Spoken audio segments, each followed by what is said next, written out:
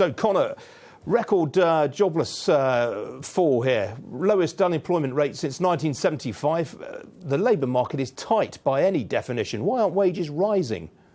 I mean, there's a lot of different theories for what might be driving it. You know, it's definitely a good news, bad news story today. That's definitely the good news side. The bad news is obviously inflation and falling wages. But another element of the bad news story is that productivity, again, had another weak month.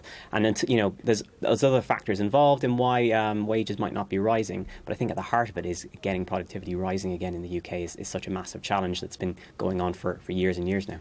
Yeah, and productivity is tied in, I guess, with the fact that, I mean, it's very, very striking. Amazing number of jobs created during the last few months. Something like 770,000 job vacancies out there, which means there are fewer than one in two, there are fewer than two unemployed people for every job.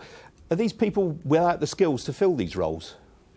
Well, in terms of the skills mix, what we saw kind of in the immediate aftermath of the recession back in 2008 was that, we've heard a lot of discussion around the quality of jobs, self-employment, 0 hours contracts, jobs that don't require maybe a massive amount of skills or, just aren't very secure.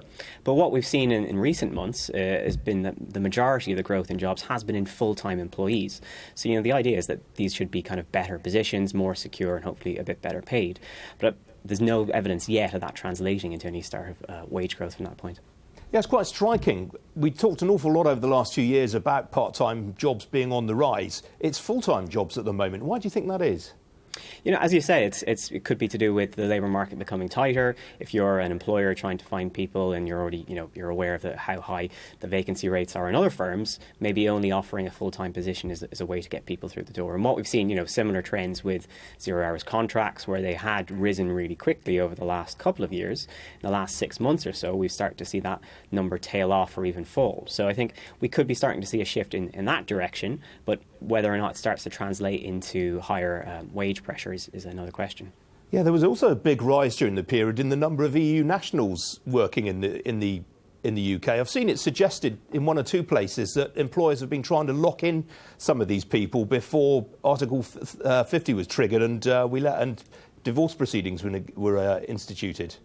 Well, obviously, there's still a huge amount of uncertainty around what exactly is going to happen with the immigration regime, when things might happen. But it's certainly another factor that employers are weighing up, along with other things that are going on, like increases in the national living wage. And obviously, the election is another big question mark. Which policies are going to be implemented and what that will mean for employers in the future, I think is another a factor that will be weighing on decisions. Isn't the big picture this, though, Conor? Productivity much poorer here in the UK than in countries like Germany and France. Their unemployment rates are getting on for double what they are in the UK. I mean, I guess the story here is that Britain, we prefer to have our unproductive workers in work rather than on the dole queues as they do in France and Germany. There's definitely some element of that, and what we've seen, one of the factors that has sort of dragged back wages over the last few years has been that we've seen more people who previously might have been unemployed or maybe in other countries might be unemployed enter the labour market. And obviously that's really welcome from a living standards point of view. It's better having people in work than the long-term scarring effects that can come with unemployment.